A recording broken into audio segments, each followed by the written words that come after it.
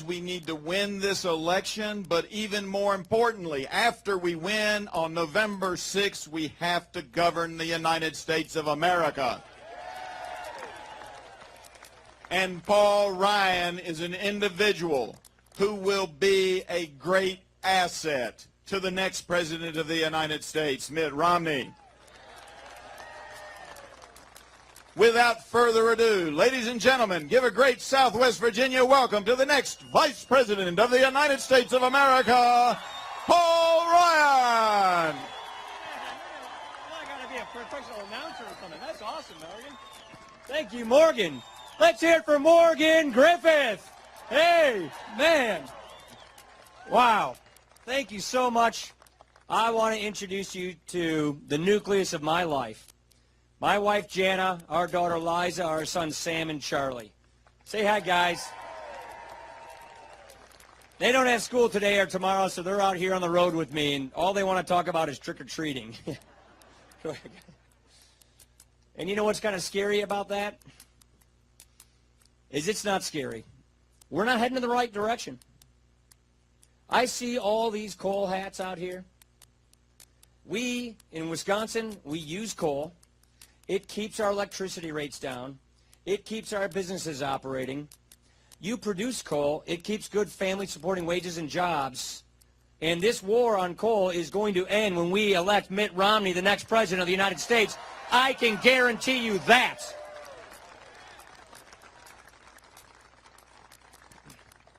You know, there are two kinds of people who go to Washington, who go to serve in elected office. There are beers and there are doers. People who want to be something. People who want to have some title. People who want to be on the news. And then there are doers. The people who believe in a cause. The people who say, here's who I am, this is what I believe, and this is what I'm going to do. That is what Morgan Griffith is. That's what Phil Rowe is. You sent citizen legislators to elect you, to represent you, and they are doing a fantastic job, and they deserve our thanks and our show of support.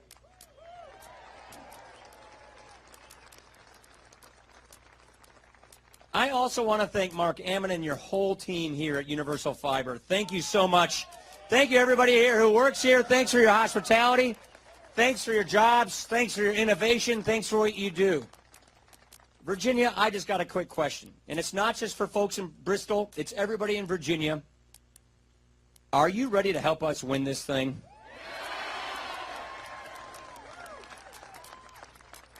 Because you know what? You have that unique responsibility and opportunity.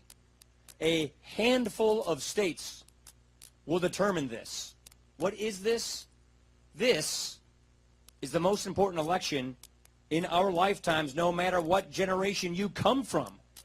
This is that kind of, we're not just picking a president for 4 more years. We are picking the destiny, the trajectory, the path of this country for at least a generation.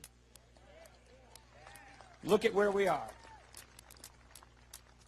Just look at Universal Fibers, a perfect example of the engine of economic growth, of opportunity of the American economy. Small businesses are the backbone of our economy. This kind of a business, if we want good jobs, if we want to get people back to work, you got to get behind small businesses. And Universal Fibers is one of those perfect examples of those businesses that we need to get behind and reduce the barriers that are in front of them. Now let's look at where we are. We face a crystal clear choice in this election. And what Mitt Romney and I believe we owe you, we think we have a moral obligation to you, our fellow citizens, to give you the choice so you get to decide what kind of country you want to have. And that choice is very clear. President Obama is offering nothing more than the same. The same failed policies that he has given us the last 4 years. We are offering something different. We're going to take those founding principles that made us great in the first place, much of which came from Virginia. We're going to reapply them to the problems of the day, and we're going to get this country back on track, and we're going to help good job creators get back in the business of creating jobs and get people back on the path of prosperity. That's the choice in front of us.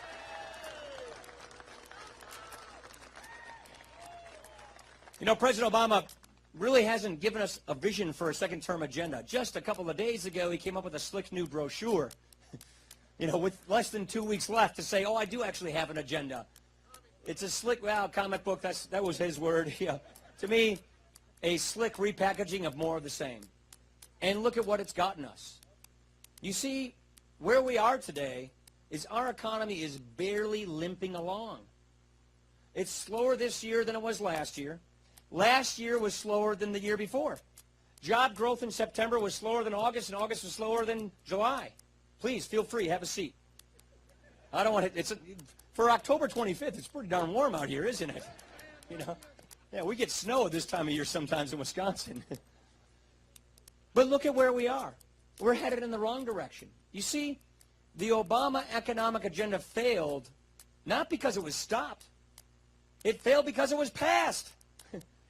Let's not forget that he controlled all of government. Let's not forget that his party was in firm control of Washington when he came in, and so he could do everything he wanted to do. That's what gave us Obamacare. That's what gave us all this stimulus. And if you looked at the promises made when he passed all this borrowing and spending, giving money to corporate contributors and companies like Solyndra, he said our economy would be growing at 4.3% today if we only pass this borrowing binge. Well, we're at 1.3% today. We're about 9 million jobs short of what he said we would be if we just put this program in place. His program was put in place. He tried jamming cap and trade, this national energy tax, through Congress. It went through the House. Morgan Griffith helped make sure we didn't send the same guy back who helped pass that.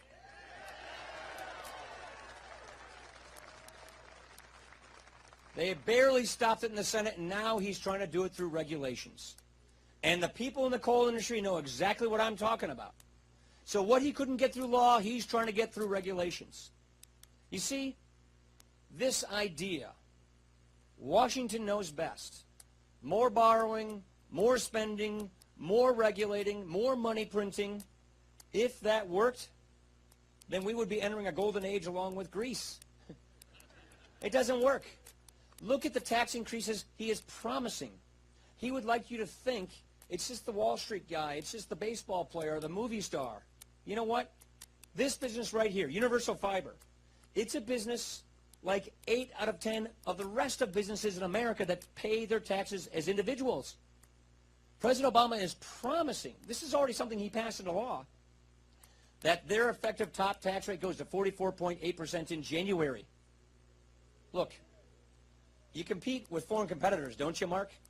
I mean, don't you have to sell carpet products and nylon products to against your foreign competition?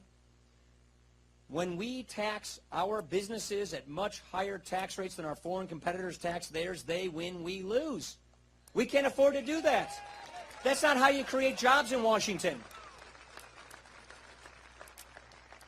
Overseas, which where I come from means Lake Superior. Where I come from, we compete with the Canadians on a day-to-day basis. Our manufactured goods, our agricultural products. Canada just lowered the tax rate on all of their businesses to 15% last January. President Obama is saying that our tax on these kinds of businesses will go above 40% this January. Most countries tax their businesses at 25% or less. This tax increase that he's promising, and he's making you think that it's just a few rich people will pay for it, it's the job creators. 2/3 of our jobs in America come from these kinds of successful small businesses.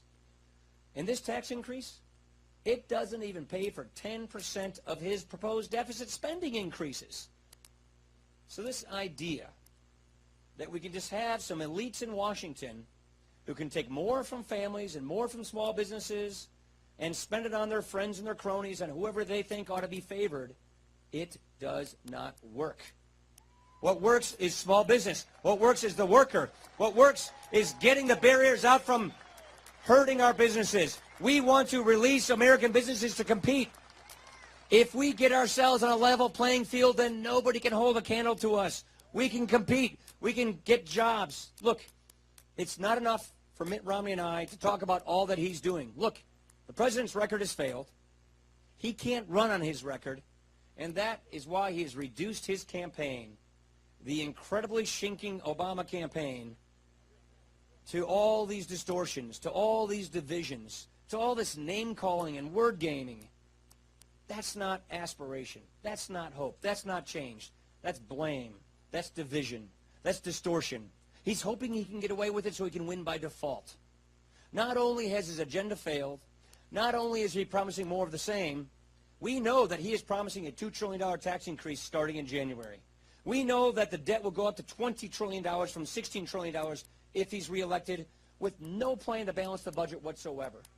We know that all of this borrowing and spending will end up with a $4,000 tax increase on middle-income families. So it's not enough for us to just criticize. This is why Mitt Romney and I are offering specific, bold solutions. We're going to you, our fellow countrymen and women, and saying, here's our plan. This is your choice. This is what our 5-point plan is all about. It's really simple.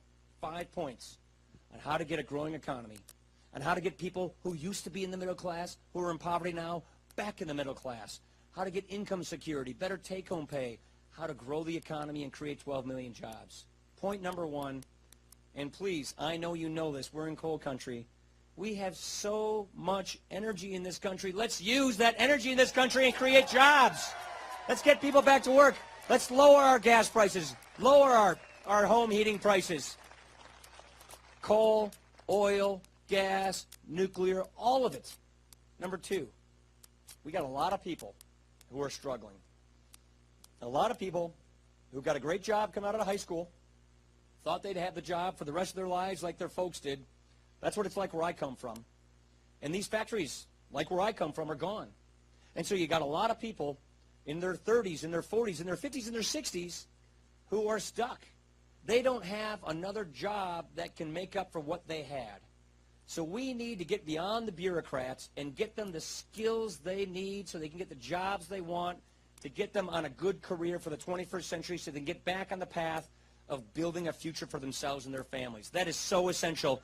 That means cut the bureaucracy, get people the skills they need.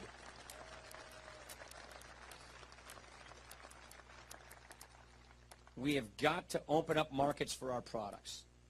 You see, 95% of the world's consumers, they don't live in this country. They live in other countries. And so when countries cheat on trade with us, number 1, we got to hold them to account. And number 2, we got to open up these markets so we can make more things in America, grow more things in America, and sell them overseas. That creates good jobs here. We need to export more of our goods.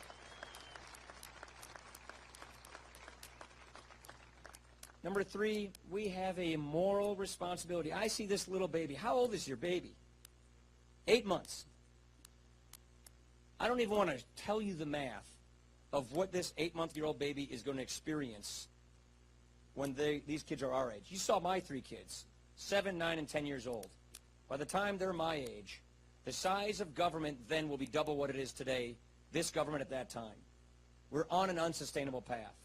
We are burying our children and our grandchildren in a mountain of debt that guarantees they will not have the kind of future we've had, that guarantees they will not have a higher standard of living.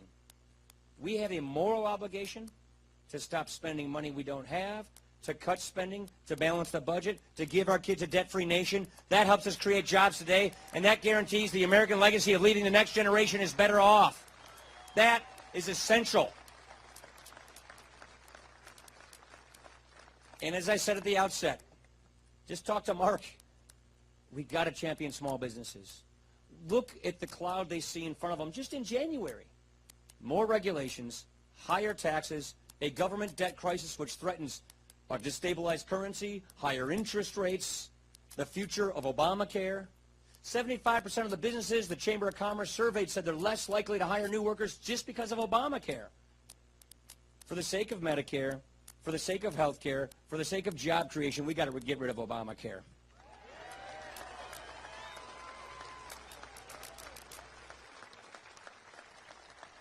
And so for these job creators, we've got to give them a lead. We've got to give them the ability to go and invest. We've got to give them confidence that their government isn't going to pull the rug out from under them or overregulate them or overtax them or overborrow and give us a debt crisis. These are the ideas we're offering. These are specific solutions. The worst thing that could happen, President Obama gets reelected, and we have more of the same with a debt crisis. The second worst thing that could happen is we get elected by default without a mandate.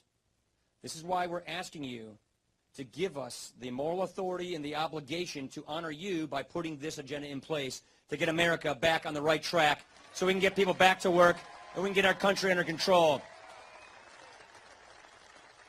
It also means we honor these veterans who are here with us by keeping our national defense strong and giving our veterans the due that they fought for us. We're not going to gut our defense. These men and women have done it, have been there for us. We will be there for them.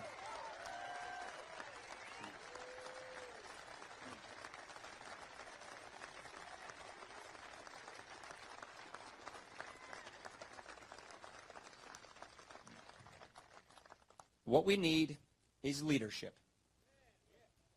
What we need is a leader who sees this moment for what it is, who has the courage of his convictions, who believes in the principles that built this country, who knows how to reapply them. A man with a moral compass, a man with a bedrock of principles, a man with a vision for the country and the proven ability to execute and implement that vision. That is Mitt Romney. That's the kind of man that he is.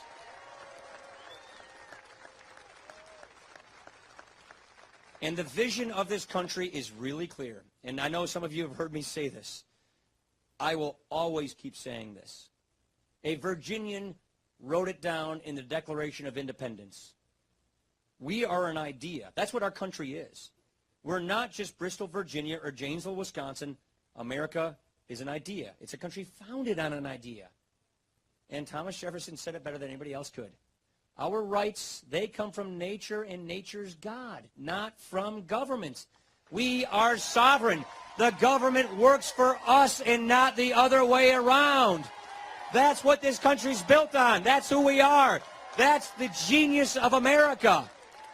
And we don't want to substitute it for a European-style government. We want our American government back. That's what we're going to do. We will not duck these issues. We will not kick the can down the road. We will not run away from our country's problems. We will run at our country's problems. We will not blame other people for the next 4 years. We will take responsibility and clean up this mess in Washington. And we will not try to transform this country into something it was never intended to be. We will not replace those founding principles. We will reapply our founding principles. We can do this, you guys. Together with your help, we can get this done. Virginia, we need your help. Don't forget, early voting already started. If you haven't voted absentee, you can still do it. And go find somebody who thought the hope and change sounded good in 2008, but no, it isn't true now. Get them to vote for us. Go find those friends, those family members, those neighbors. We can do this together. Thank you so much for coming out today, you guys. I really appreciate it. God bless you all. Thank you.